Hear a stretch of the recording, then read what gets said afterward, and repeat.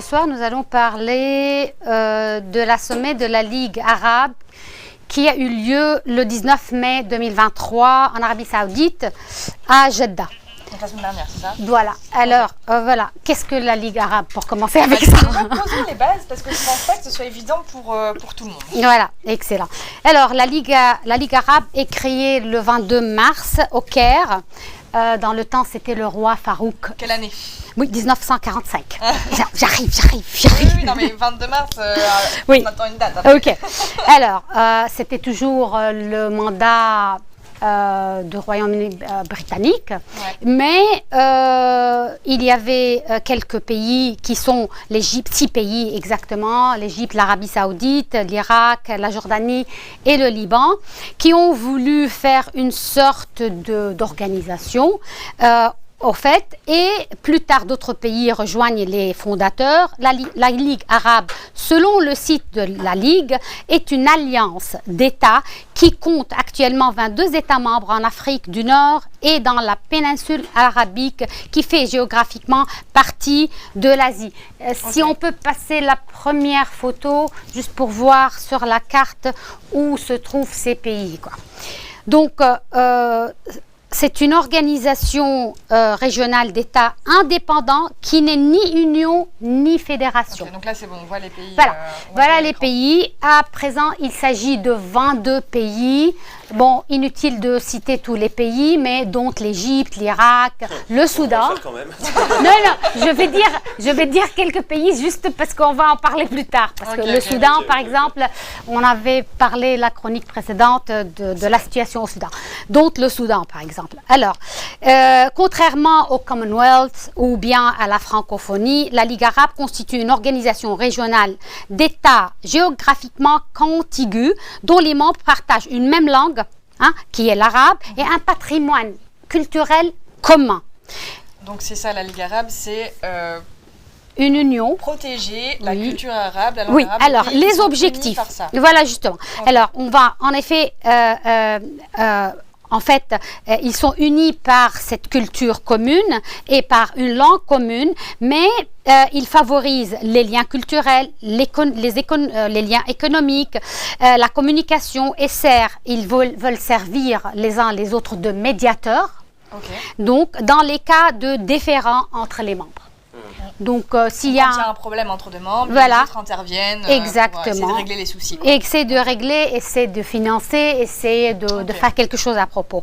Alors, ces États s'engagent. Ça ne s'appelle pas une union, mais c'est une ligue, ça ressemble à une union, mais ce qui est différent, c'est que quand ils votent quelque chose, c'est pas obligatoire, à moins qu'on ne vote d'accord. Donc, c'est pas une obligation, c'est pas comme l'Union européenne. C'est un conseil, quoi. C'est un conseil plutôt, et les personnes qui votent pour peuvent s'engager à faire, mais les autres ne sont pas obligés de le faire. Ok. C'est un peu ça. C'est déjà arrivé qu'il y ait eu des exclusions de la Ligue arabe. Ah bah oui. Oui. Alors, ces États s'engagent à mettre en place une politique de coopération politique et économique, ainsi qu'à défendre les intérêts arabes. Alors, la Ligue arabe a notamment pour objet le développement de la coopération dans différents domaines, la coopération de l'action politique, la défense des intérêts des pays arabes. Bien sûr, ça c'est la définition du monde diplomatique, etc. Bon, ça c'est la Ligue arabe. Alors, cette Ligue arabe se réunit quand, où, comment et pourquoi on en parle aujourd'hui précisément.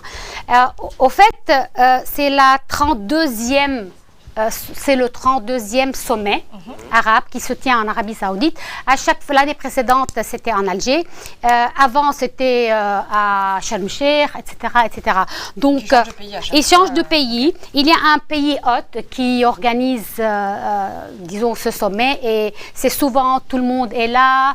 Plus ou moins tout le monde, il y a toujours des absents, des personnes qui n'aiment pas y être. Mais voilà, les objectifs de 2023, les pays hôtes déploient des efforts diplomatiques pour tenter de trouver une issue au conflit au Yémen et au Soudan. La guerre au Yémen. C'est les grands éléments à l'ordre du jour. Voilà, exactement.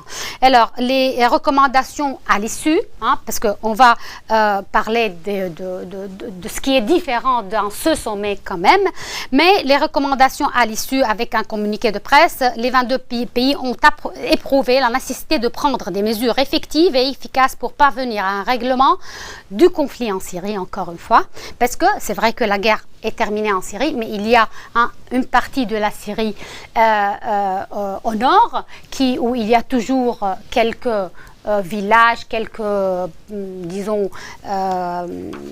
quartiers sur la frontière où ce n'est pas sous le régime, sur la frontière avec la Turquie, sur la frontière avec l'Irak. Okay.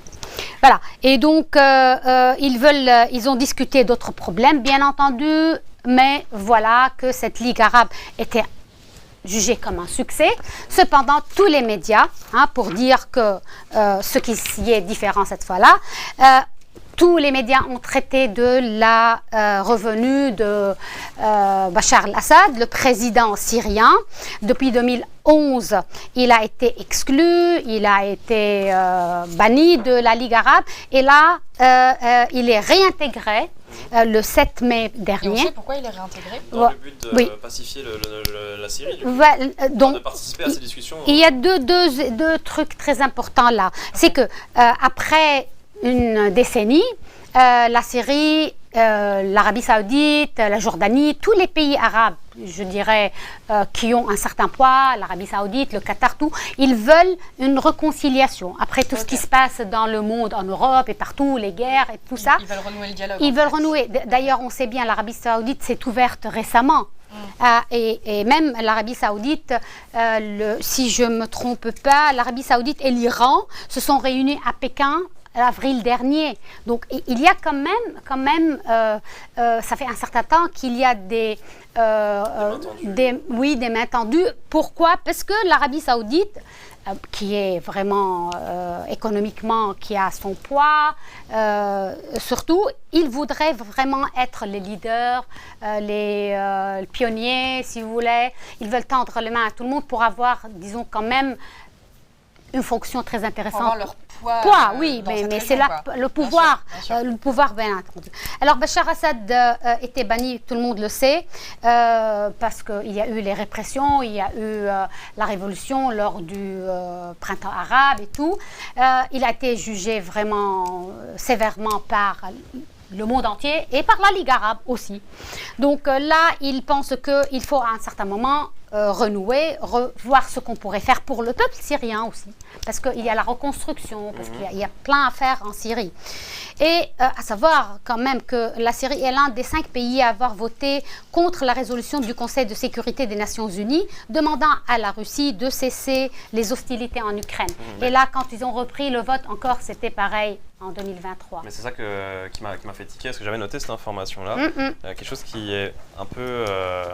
Enfin, je ne vais pas dire intéressant, c'est juste que c'est intéressant à observer, quoi. C'est que par rapport au conflit russo-ukrainien, il y a quand même beaucoup de bastions pro-russes dans cette Ligue arabe.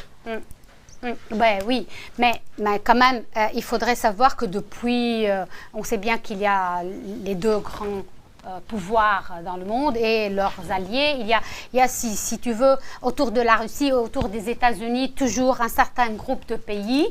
Et la Syrie, c'est casé depuis très très longtemps avec la Russie. La Russie a donné plein d'armes, plein de supports lors de la guerre en Syrie. Ce n'est pas un secret que la Russie a des bases encore en Syrie, comme les États-Unis ont des bases en Arabie Saoudite. Je reviens un petit peu sur un autre sujet qu'on a fait il y a longtemps, mais le groupe Wagner a beaucoup intervenu en Syrie. Ces dernières années, on les a vus là-bas. Exactement. Je me permets de vous couper pour saluer Sylvie qui vient d'arriver dans le chat. Salut. Hello Sylvie. Merci d'être là. Alors, l'Arabie Saoudite a fait une autre surprise, parce qu'ils ont annoncé l'arrivée de Zelensky en Arabie Saoudite. Il est arrivé pour le sommet. Zelensky, qui est le président ukrainien, et il est venu avec un avion Air France. Waouh. Le petit fact. J'ai vu ça. Tu as senti le petit regard vers moi là. Non, c'est que moi, franchement, le jour même où ils ont annoncé, je me disais, qu'est-ce qu'il vient faire ici? Et la Ligue arabe, les représentants et les attachés de presse, ils ont dit que ce n'est pas nous qui l'avions invité. C'est l'émir Salman qui l'avait fait. Qui a fait sa popote de son côté, qui a invité qui? Voilà. Est-ce qu'on peut voir une photo de la Ligue arabe, la photo officielle? Et donc, c'était annoncé dans la matinée. Zelensky voudrait plaider la cause de son pays. Il a accusé certains pays de la région de fermer les yeux sur l'invasion russe. Et bien entendu, ça, ce n'était pas fait au hasard par l'Arabie Saoudite.